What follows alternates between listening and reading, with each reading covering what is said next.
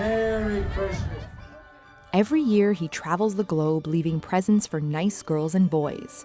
But Santa Claus wasn't always the jolly old man we now know him as. The story of Santa starts with this man, Saint Nicholas. Nicholas was an early Christian bishop born in 270 AD in the town of Myra, in what is now southern Turkey.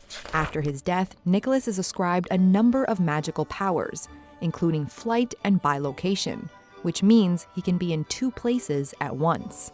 He's become known as the patron saint of children because of his most famous miracle. It's said he resurrected 3 murdered schoolboys. At the end of the 12th century, French nuns began stuffing the boots of children in their care with presents in the name of Saint Nick.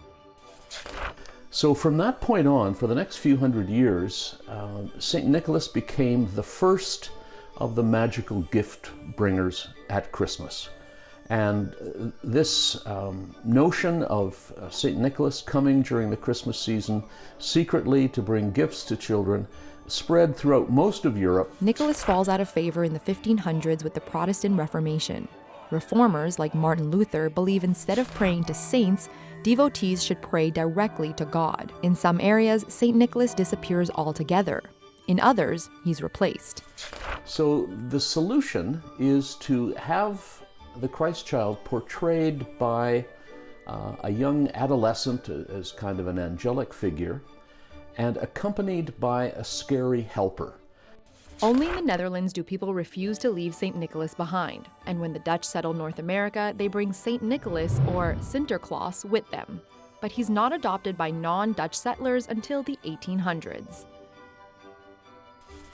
In the early 1800s, a number of New York theologians, artists, writers, poets took the memory of St. Nicholas, whom the Dutch had called Sinterklaas, and they changed him into the man whom we know today as Santa Claus. In 1809, Washington Irving helps revive St. Nicholas in the book A History of New York. He describes Nicholas as flying a horse-powered wagon over Dutch homes. Then, in 1821, St. Nicholas appears in the publication The Children's Friend, dressed for the first time in fur rather than the robes of a saint, and transported by a reindeer-powered sleigh. 'Twas the night before Christmas, when all through the house not a creature was stirring, not even a mouse. 2 years later, Santa Claus explodes in popularity thanks to this poem. It infects the United States over a couple decades, and it travels to Europe, where it influences the kind of gift bringer, the kind of magical gift bringer that Europeans had been using. With a little old driver so lively and quick, I knew in a moment it must be Saint Nick.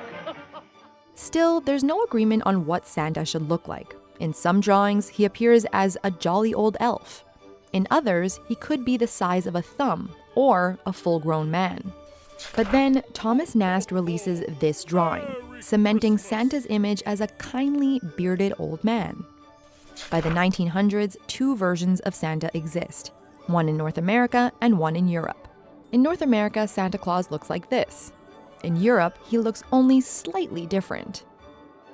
Santa Claus has remained pretty impervious to cultural change, though as I say, now he's under attack.